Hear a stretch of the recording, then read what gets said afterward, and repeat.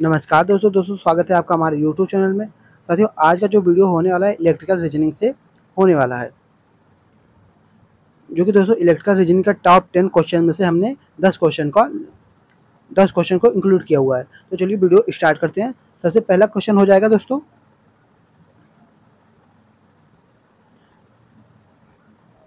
सबसे पहले नंबर पर जो क्वेश्चन हो जाएगा उसमें पूछा क्या गया है कि जिस विद्युत परिपथ में धारा एक ही दिशा में प्रवाहित होती है उसे क्या कहते हैं।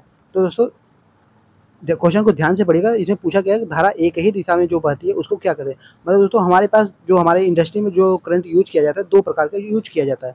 एक पहला होता है एसी करंट, जो कि कुछ हमारा इस प्रकार से प्रवाहित होती है, वो up and down up and down up and down, इस प्रकार से हमारा जो एसी करंट होता है वो उसका जो साइनसॉइडल वेव होता है कुछ इस प्रकार से होता है। तो हमारा एक ही दिशा में ये प्रवाहित हो रही है? बिल्कुल नहीं, क्योंकि एक बार में वो अप गया, फिर दूसरे बार में डाउन गया, फिर अप गया, फिर डाउन गया। तो ये हमारा एसी जो क्वेश्चन पूछा है वो हमारे ये क्वेश्चन के हिसाब से ये रॉन्ग हो जाएगा। तो दूसरा जो करंट है, एक एसी होता है और एक डीसी होता है। तो एसी को हमने बता दिया। उसके बाद दोस्तों जो पूछा गया है कि एक ही दिशा में प्रवाहित होती है, तो डीसी का जो साइनसॉइड डीसी का जो वेव होता है कुछ हमारा इस प्रकार से होता है, इस प्रकार से डीसी का होता है। तो ये हमारा कांस्टेंट वैल्यू होता है और डीसी का जो करंट जाता है वो कुछ इसी प्रकार से जाता है। तो मतलब दोस्तों कि इसमें क्वेश्चन पूछा सीधा था, जो पूछा गया है कि धारा एक ही दिशा में, जिस विद्युत परिपथ में धारा एक ही दिशा में प्रवाहित होती है उसको क्या कहते हैं। तो मतलब दोस्तों धारा एक ही दिशा में जा रही है, अप एंड डाउन नहीं हो रहा है, मतलब ये हमारा करेक्ट आंसर हो जाएगा। ऑप्शन नंबर पहला हमारा सही हो जाएगा, डीसी करंट। डीसी करंट जो होता है दोस्तों वो एक ही दिशा में प्रवाहित होती है। तो ऑप्शन नंबर हमारा पहला सही हो जाएगा। चलिए क्वेश्चन नंबर 2 की तरफ चलते हैं। दोस्तों इसमें पूछा, क्वेश्चन नंबर 2 में पूछा गया है कि डायनेमो एक मशीन है, इसका काम क्या है। दोस्तों डायनेमो एक मशीन है, उसका काम क्या है कि यहाँ पे हम कुछ इस प्रकार से डायनेमो का एक फिगर बना लेते हैं। कुछ इस प्रकार का हमारा डायनेमो होता है जो कि गाड़ियों में अक्सर यूज किया जाता है। तो इसका काम क्या होता है दोस्तों, यांत्रिक ऊर्जा से इसको घुमाया जाता है, उसके बाद ये जो है इलेक्ट्रिकल ऊर्जा में कन्वर्ट करता है। पहले हम इसको यांत्रिक ऊर्जा से घुमाएंगे, उसके बाद ये इलेक्ट्रिकल ऊर्जा में कन्वर्ट करता है। मतलब दोस्तों इसका जो ऑप्शन नंबर हो जाएगा, ऑप्शन नंबर 4 हो जाएगा सही। यांत्रिक ऊर्जा को विद्युत ऊर्जा में कन्वर्ट करता है। यांत्रिक ऊर्जा मतलब ह्यूमन द्वारा इसको किसी भी तरह से घुमाया जाए, उसके बाद जब ये घूमता है तो उसके बाद ये इलेक्ट्रिकल ऊर्जा में कन्वर्ट करता है। तो हो जाएगा ऑप्शन नंबर हमारा चौथा हो जाएगा, यांत्रिक ऊर्जा को विद्युत ऊर्जा में कन्वर्ट करता है। तो दोस्तों क्वेश्चन नंबर 3 में पूछा गया है कि यदि किसी प्रतिरोध तार को लंबा किया जाए तो उसका प्रतिरोध क्या होगा। दोस्तों उसका प्रतिरोध के बारे में पूछा गया है कि बढ़ेगा, घटेगा या कांस्टेंट रहेगा। तो मान लीजिए दोस्तों 1 मीटर का कोई हमारा कंडक्टर वायर है, बराबर, और इसका प्रतिरोध कितना गया है, हमने मान लिया 4 ओम। इसका प्रतिरोध 4 ओम है। तो दोस्तों इसको किसी भी तरह से हम बढ़ा के 1 मीटर से इसको 2 मीटर कर देते हैं। 2 मीटर कर दिया तो इसका प्रतिरोध क्या होगा। तो दोस्तों पहले क्या था, 1 मीटर था, 1 मीटर पे इसका प्रतिरोध 4 ओम था। तो बढ़ाने पे किसी भी कंडक्टर वायर का दोस्तों ध्यान रखिएगा कि किसी भी कंडक्टर वायर को यदि हम बढ़ाते हैं तो उसका प्रतिरोध भी साथ ही साथ उसका प्रतिरोध भी बढ़ेगा। तो इसका प्रतिरोध कितना बढ़ेगा, दूसरा क्वेश्चन आता है इसी पे कि इसका प्रतिरोध बढ़ेगा तो कितना बढ़ेगा। तो दोस्तों ध्यान रखिएगा इसका प्रतिरोध जो है वो 4 गुना बढ़ेगा। 4 गुना जितना बढ़ाएंगे उसका 4 गुना इसका प्रतिरोध बढ़ता है। तो ऑप्शन नंबर हमारा पहला सही हो जाएगा, बढ़ता है। चलिए क्वेश्चन नंबर 4 को देखते हैं। क्वेश्चन नंबर 4 में पूछा गया है दोस्तों कि चालक का विद्युत प्रतिरोध किससे स्वतंत्र रहता है। कोई चालक है दोस्तों, मान लीजिए हमारा कोई कंडक्टर है, बराबर, कंडक्टर सीट है, और इसमें किसी चालक का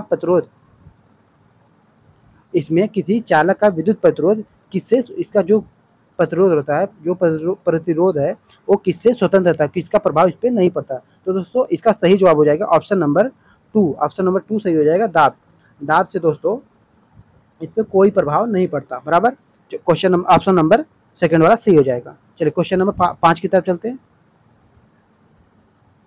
क्वेश्चन नंबर 5 में पूछा गया दोस्तों कि उपयुक्त घरेलू उपकरणों में उपयुक्त सुरक्षा फ्यूज तार किस धातु से बनी होती है। बहुत वेरी इंपॉर्टेंट है दोस्तों, वेरी इंपॉर्टेंट क्वेश्चन है कि घरेलू उपकरणों में जो सुरक्षा फ्यूज तार यूज किया जाता है वो किस चीज का बना होता है। तो दोस्तों ऑप्शन नंबर इसका सही हो जाएगा। उसमें क्या खास बात है, उस तार में क्या खास बात रहता है कि उस ऑप्शन नंबर हमारा सेकेंड वाला सही हो जाएगा, गलनांक कम होता है उसका, जो है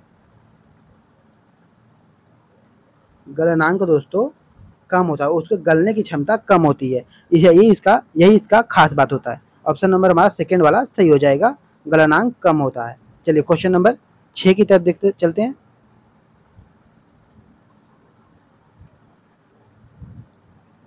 क्वेश्चन नंबर 6 में पूछा गया दोस्तों कि बिजली के बल्ब का फिलामेंट किस चीज का बना होता है।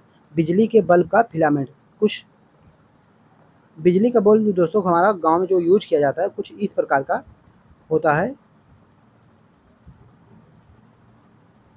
इस प्रकार का। इसमें 2 रॉड निकला होता है, इसके यहाँ पे ये फिलामेंट लगा होता है और यही फिलामेंट पूछा गया है दोस्तों कि किस चीज़ का बना होता है।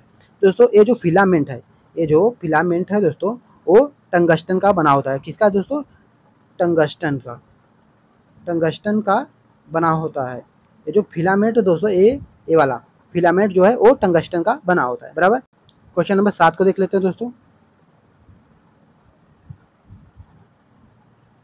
क्वेश्चन नंबर 7 में पूछा गया दोस्तों कि ट्रांसफार्मर, काफ़ी इंपॉर्टेंट, वेरी वेरी इंपॉर्टेंट ये वाला दोस्तों, वेरी वेरी इंपॉर्टेंट क्वेश्चन है, ध्यान रखिएगा। ट्रांसफार्मर किससे कार्य करता है? ट्रांसफार्मर किससे कार्य करता है, यही पूछा गया है।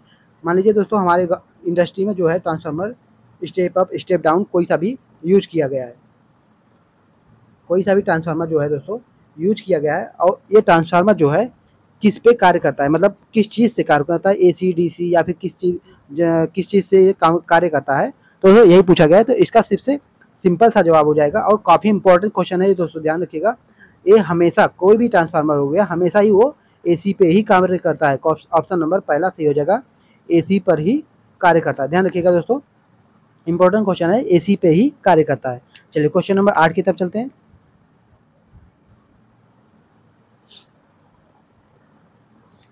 क्वेश्चन नंबर 8 में पूछा गया दोस्तों कि जल विद्युत केंद्र में टरबाइन किससे चलती है। जल विद्युत केंद्र में टरबाइन के बारे में पूछा गया दोस्तों कि टरबाइन किससे चलती है। जो बिजली पैदा करता है वहाँ पे पावर प्लांट में, वहाँ पे टरबाइन लगी होती है, वो टरबाइन किससे घूमती है। तो दोस्तों इसका सबसे आसान सा जवाब हो जाएगा, मतलब सबसे सिंपल सा जवाब है कि ऑप्शन नंबर पहला सही हो जाएगा, पानी से। पानी से दोस्तों ये टरबाइन जो है वो पानी से चलती है। चलिए क्वेश्चन नंबर 9 की तरफ चलते हैं। क्वेश्चन नंबर 9 में पूछा गया है ठोस व्यवस्था में विद्युत धारा प्रवाहित करने पर पदार्थ कौन सा है। ठोस व्यवस्था में विद्युत धारा प्रवाहित करने वाला पदार्थ कौन सा है। दोस्तों हमारे पास कई यहाँ ऑप्शन में कई 4 ऑप्शंस है।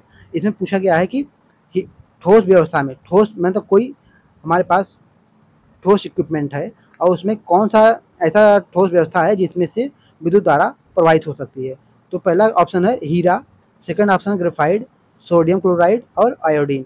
इन चारों में से कौन सा ऑप्शन सही हो जाएगा वो पूछा गया है। तो दोस्तों इसका आसान सा जवाब हो जाएगा आयोडीन। आयोडीन जो है दोस्तों,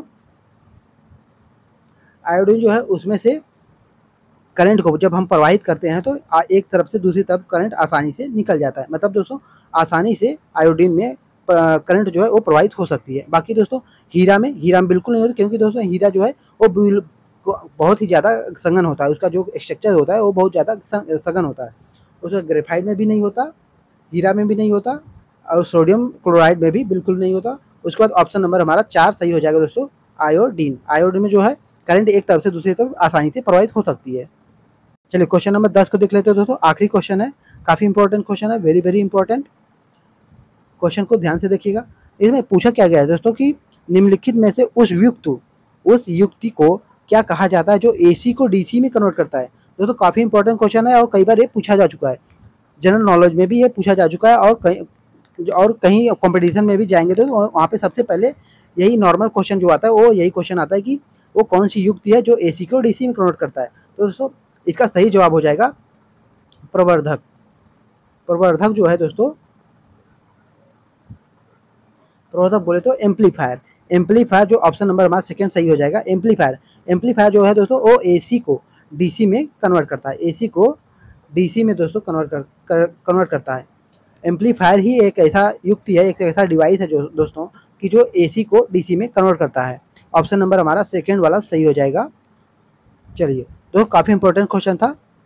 तो दोस्तों यदि वीडियो अच्छा लगा तो वीडियो को एक लाइक करके चैनल को जरूर सब्सक्राइब कीजिएगा, अपने दोस्तों के साथ वीडियो को जरूर शेयर कीजिएगा। धन्यवाद दोस्तों, जय हिंद।